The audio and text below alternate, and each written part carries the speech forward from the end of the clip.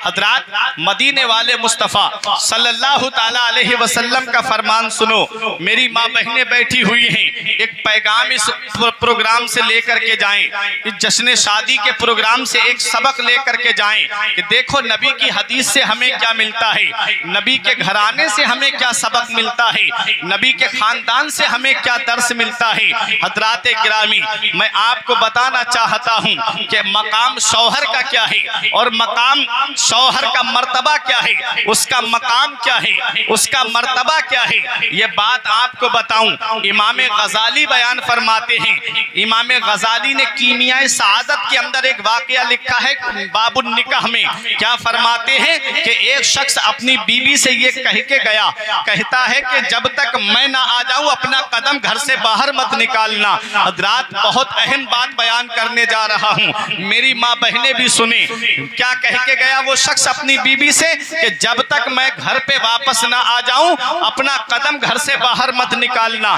तिजारत के लिए चला गया, सफर पे चला गया, इधर उसके बाप की तबीयत खराब हो गई, बाप बीमार हुआ है, जिसने लाडली को अपनी गोद में खिलाया, जिसने अपनी लख्ते जिगर को अपने सीने से लगा करके रखा, वो बाप बीमार हुआ है जिसकी सारी शफ़क़तें याद आ रही थी बेटी को। बेटी ने कहा, आका की बारगाह में खबर भिजवाई, या रसूल अल्लाह कि मेरा बाप बीमार हो गया है, क्या मैं उनकी तीमारदारी के लिए जा सकती हूँ, क्या मैं उनकी मिजाज पुरसी के लिए जा सकती हूँ। नबी ने फरमाया वो अपने शौहर का इंतजार करे, वो अपने शौहर के आने का इंतजार करे। अल्लाह अकबर, इधर बाप की तबीयत बिगड़ती जा रही है, बाप की तबीयत में कोई सुधार पैदा नहीं हो रहा है, बाप बीमार हो गया। अल्लाह अकबर, जब बाप ज्यादा तबीयत बिगड़ गई बाप की, फिर खबर भिजवाई, या रसूल अल्लाह क्या मैं देखने जा सकती हूँ। नबी ने फरमाया वो अपने शौहर के आने का इंतजार करे। इधर बाप अपनी बेटी को याद करता हुआ दुनिया से चला गया, वो बाप अपनी लख्ते जिगर को याद करता हुआ इस दुनिया से रुखसत हो गया। रूह कब से उनसरी से परवास कर गई। बेटी के पास में आकर के किसी ने खबर दी, अरे तू कैसी है जो अपने बाप को देखने नहीं जाती, तेरा बाप अब इस दुनिया में नहीं रहा। बेटी ने जब इतना सुना आंखों में आंसू आ गए, बाप की मोहब्बतें याद आने लगी, बाप का प्यार याद आने लगा, बाप की शफ़क़तें याद आने लगी, बाप की इनायतें याद आने लगी, क्योंकि बाप अपनी बेटी को कैसा सीने से लगा के रखता है, बाप कैसे अपनी लख्ते जिगर को अपने सीने से लगा करके रखता है। मैं आज उन जहेज मांगने वालों से ये पूछना चाहता हूँ कि जो जहेज बाप अपनी बेटी को सुई के नाके से लेकर के हाथी के तक अपनी बेटी को न जाने क्या क्या ला करके अपनी बेटी के लिए वो जहेज में जमा करता है, लेकिन वही बाप जब बेटी को रुखसत करता है तो सीने से लगा करके वसीयत करके जाता है, मेरी बेटी अब तू हमारे घर से जा रही है, अब जिस घर में मैंने तेरा निकाह किया है अब वही घर तेरे लिए सब कुछ है। अल्लाह अकबर, जब बेटी इतना जहेज लेकर के आती है उसके बावजूद भी उसे जहेज के ताने दिए जाते हैं, उसके बावजूद भी उसे जहेज के नाम पे टॉर्चर किया जाता है। न जाने कितनी बहनों ने खुदकुशी कर ली, न जाने कितनी बहनें इस दुनिया से चली गई, जहेज के नाम पे टॉर्चर किया गया। अभी एक चंद सालों पहले एक वाकया भी गुजरा था, आयशा नाम की लड़की ने समंदर में कूद करके अपनी जान दी थी, पूरे ससुराल वाले उसको जहेज के नाम पे टॉर्चर करते थे।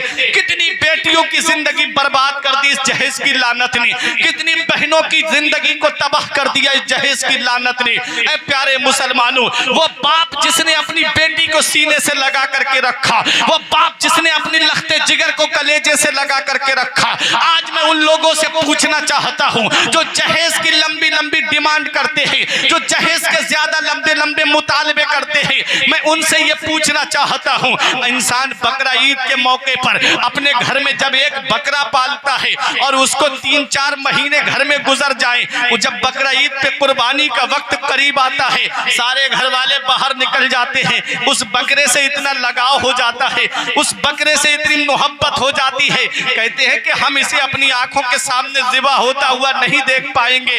तो जरा सोचो तो सही, एक जानवर से इतना इंसान को लगाव हो जाता है कि इंसान उसकी कुर्बानी के वक्त आंखों से आंसू बहाने लगता है, तो बाप ने तो बचपन से अपनी लखते जिगर को सीने से लगा के रखा, बाप ने अपनी लखते जिगर को अपने कलेजे से लगा करके रखा। क्या क्या नहीं करता है बाप अपनी बेटी के लिए, क्या क्या नहीं करता है बाप अपनी लखते जिगर के लिए। जब उसने अपना जिगर का टुकड़ा तेरे घर पे भेज दिया, जब उसने अपनी लखते जिगर को तेरे घर पे भेज दिया, सबसे बड़ा जहेज तो उसने यही दे दिया कि उसने अपनी लखते जिगर को तेरे घर पे भेज दिया। अरे नादान, कोई इंसान किसी इंसान को क्या देता है, कोई इंसान किसी इंसान को क्या देता है।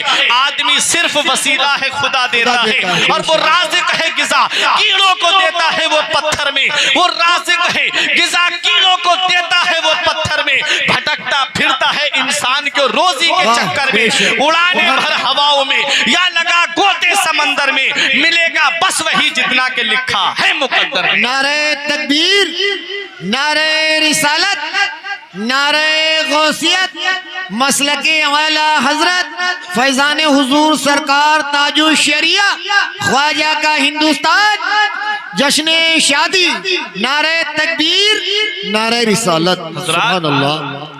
बाप दुनिया से चला गया, आका की बारगाह में खबर भिजवाई, या रसूल अल्लाह, क्या मैं बाप का आखिरी दीदार करने जा सकती हूँ, मेरा बाप दुनिया से चला गया। नबी ने फरमाया अपने शौहर का इंतजार करें। अल्लाहु अकबर। बाप का जनाजा उठने लगा, बेटी पे क्या बीतती होगी, बेटी के दिल पे कैसे, जो सीने में शीशे से ज्यादा नाजुक दिल है वो सदमों से कैसे चूर हो गया होगा कि बाप का जनाजा उठ रहा है। बेटी आंखों में आंसू लिए लेकिन शौहर के हुक्म के मुताबिक घर के अंदर रही, बाप को देखने नहीं गई। बाप दुनिया से चला गया लेकिन देखने के लिए नहीं गई। और जब बाप को सुपुर्दे खाक कर दिया गया, जब बाप को दफन कर दिया गया, आका हुजूर सल्लल्लाहु अलैहि वसल्लम के प्यारे दीवानों, उसका शौहर आया तो वो रो रही थी। कहने लगा रोती क्यों हो? कहा अब्बा इस दुनिया से चले गए। कहा तुम गई क्यों नहीं? कहा आपने मुझसे कहा था कि घर के अंदर रहना, जब तक मैं ना आ जाऊं कदम घर से बाहर नहीं निकालना, इसलिए मैंने आपकी फर्मा बरदारी की है, इसलिए मैंने कदम घर से बाहर नहीं निकाला। अल्लाहु अकबर। जरा सोचो तो सही, आज की बहन होती, आज की बेटी होती तो कहती तुम कौन होते हो मुझे रोकने वाले? मेरा बाप बीमार है, मेरा भाई बीमार है, मेरी माँ बीमार है, मैं किसी हाल में नहीं रुकूंगी, मैं जाऊंगी, चाहे शौहर इजाजत दे या ना दे, लेकिन आज की बहन बेटी नहीं रुकेगी। हाँ, कुछ हैं जो अपने मदीने वाले मुस्तफ़ा सल्लल्लाहु अलैहि वसल्लम के फरमान पे अमल करने वाली हैं।